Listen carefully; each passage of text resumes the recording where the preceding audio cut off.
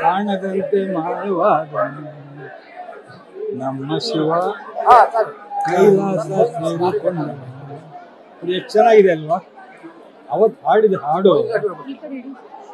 ಹಾಡಿದಂತ ಹಾಡು ಚಲಿಸುವ ಮೊಡಗಳ ಹಾಡು ಎಷ್ಟು ಮಟ್ಟಿಗೆ ಅರ್ಥಗರ್ಭಿತವಾಗಿದೆ ಹೇಳಿ ಅಲ್ವಾ?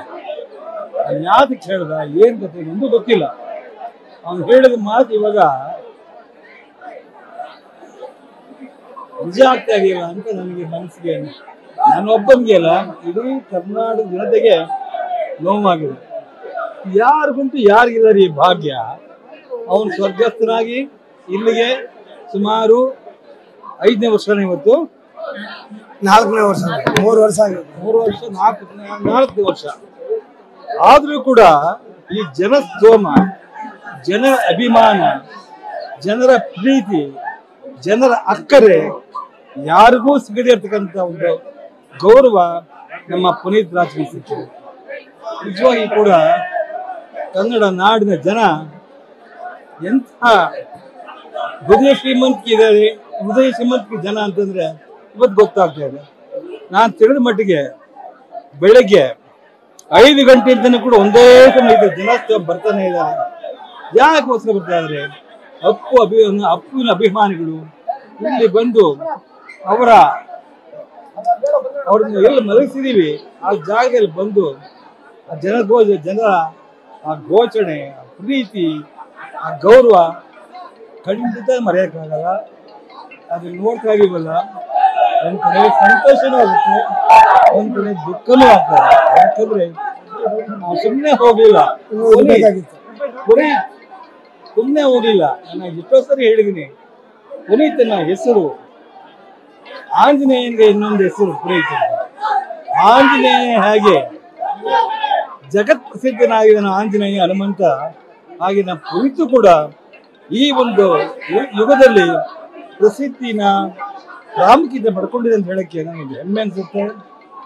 ಇಂಥ ಮಗಳನ್ನು ಪಡೆದಂತ ನಾವೇ ಧನ್ಯರು ಅನ್ಸುತ್ತೆ. ಆದ್ರೆ ಅವಾಗ ಈಗ ನಮ್ಮ ಜೊತೆ ಇಲ್ಲ, ಅದೊಂದೇ ನಮ್ಗೆ ಕೊರವು. ಆದ್ರೂ ಕೂಡ ಇಲ್ಲಿ ಜನರ ಸೇರಿರ್ತಕ್ಕಂಥ ಅವರ ಘೋಷಣೆ, ಅವರ ಪ್ರೀತಿ, ಅವರ ಗೌರವ ನೋಡಿದಾಗ ಎಲ್ಲೋ ನಮ್ಮ ಮಕ್ಕಳು ಎಲ್ಲೋ ಇದ್ದಾನೆ ಅನ್ನಿಸ್ತಾ ಇದೆ. ಆತ್ಮಕ್ಕೆ ಶಾಂತಿ ಸಿಗಲಿ. ಈ ದುಃಖವನ್ನ ಭರಿಸುವ ಶಕ್ತಿಯನ್ನ ಅವರ ಹೆಣ್ಣು ಅಶ್ವಿನಿಗೆ, ಮಕ್ಕಳಿಗೆ, ಶರಣನಿಗೆ, ರಾಘವೇಂದ್ರ ರಾಜ್ಕುಮಾರ್ ಹೇಗ್ಲಿ ಅಂತ ಹೇಳಿ ಆಶಿಸ್ತೀನಿ. ನಮಸ್ಕಾರ. ಅಪ್ಪಾಜಿ, ನೀವು ಅವರನ್ನ ತುಂಬಾ ಹತ್ರದಿಂದ ಚಿಕ್ಕವರಿಂದ ನೋಡಿದೀರಾ. ಅವ್ರ ಬರ್ಡೇ ಅನ್ನ ಯಾವ ತರ ಸೆಲೆಬ್ರೇಟ್ ಮಾಡ್ತಾ ಇದ್ರು? ಅವ್ನು ಏನಪ್ಪ ಬರ್ತ್ಡೇ ಮಾಡ್ತಾ ಇದ್ವಿ, ಅವನು ಯಾವಾಗ ಖುಷಿ ಪಡ್ತಾ ಇದ್ದ. ಅವ್ನ ಬರ್ತ್ಡೇ ದಿವಸ ಮನೆಯಲ್ಲಿ ನಮ್ಮ ಏನ್ ಹೇಳ್ತೀವಿ ಸದಾಶಿವನವ್ರು ABM ಮನೆ ಅಂತ ಹೇಳ್ತೀವಿ, ಅಲ್ಲಿ ವಿಶೇಷವಾದ ಕಾಲ ನಡೆಸ್ಕೊತಾ ಇದ್ವಿ. ಅದರಲ್ಲೂ ನಮ್ಮ ಭಾವ ರಾಜ್ಕುಮಾರ್ ಅವ್ರಿಗೆ, ನಮ್ಮ ಅಕ್ಕನಿಗೆ ಅವ್ನ ಕಂಡ್ರೆ ಬಹಳ ಪ್ರೀತಿ. ಅವ್ನು ಏನು ಮಾಡಿದ್ರು ಕೂಡ, ಅವ್ನು ಏನೇ ಕೆಲಸ ಮಾಡಿದ್ರು ಕೂಡ ನಮ್ಮ ಅಕ್ಕ ಆಗಲಿ, ನಮ್ಮ ಭಾವ ಆಗಲಿ ಅವ್ರಿಗೆ ನೆಗೆಟಿವ್ ಆಗಿ ಏನೂ ಹೇಳ್ತಿರ್ಲಿಲ್ಲ. ಪ್ರೀತಿ ಪಡ್ತಾ ಇದ್ರು, ಆಸೆ ಪಡ್ತಾ ಇದ್ರು. ಯಾಕೆ ಅವ್ನು ಹುಟ್ಟು ಕಲಾವಿದರಿ. ಅವನು 3 ತಿಂಗಳ ಮಗುವಿನಿಂದಲೇ ಕಲಾವಿದ ಆಗಿದೆ. ಅವನು ಆ ಕಲಾವಿದ ಇವತ್ತು ಈ ಮಟ್ಟಿಗೆ ಬೆಳೆದ. ಯಾಕೋ ದೇವರಿಗೆ, ಆ ಭಗವಂತನಿಗೆ ಅಸೂಯೆ ಆಗ್ಬಿಡ್ದು ಕಾಣುತ್ತೆ. ಎಲ್ಲಿ ಮರೆತು ಬಿಡ್ತಾರೆ ಅಂತ ಹೇಳಿ ಬೇಗ ಅವ್ನು ಕರ್ಕೊಂಡ್ಬಿಟ್ಟ. ಈಗ ಅವನು ಇಲ್ಲದೆ ಇರ್ತಕ್ಕಂಥ ದಿನ ನಾವು ನೀವು ಎಲ್ಲ ಸೇರಿ ಆ ಭಕ್ತ ಆಚರಿಸ್ತಾ ಇದ್ದೀವಿ. ಈ ಭಕ್ತ ಜನಗಳ ಸ್ತೋಮ, ಜನಗಳ ಘೋಷಣೆ ಇದನ್ನು ನೋಡಿದಾಗ ಎಲ್ಲೋ ನಮ್ಮ ಅಪ್ಪು ಎಲ್ಲೋ ಯಾರೆಲ್ಲೋ ಕಾಣ್ತಾ ಇದ್ದೇನೆ ಅಂತ ಹೇಳಿ ಮನಸ್ಸಿಗೆ ನಾವೇ ಸಮರ್ಥ ಅನ್ಕೋಬೇಕು. ಹಾಗಿದೆ. ಅವನ ಆತ್ಮಕ್ಕೆ ಶಾಂತಿ ಸಿಗಲಿ.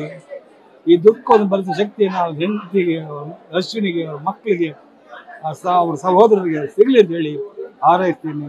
ನಮಸ್ಕಾರ. ಓಕೆ ಅಪ್ಪಾಜಿ, ಥ್ಯಾಂಕ್ ಯು.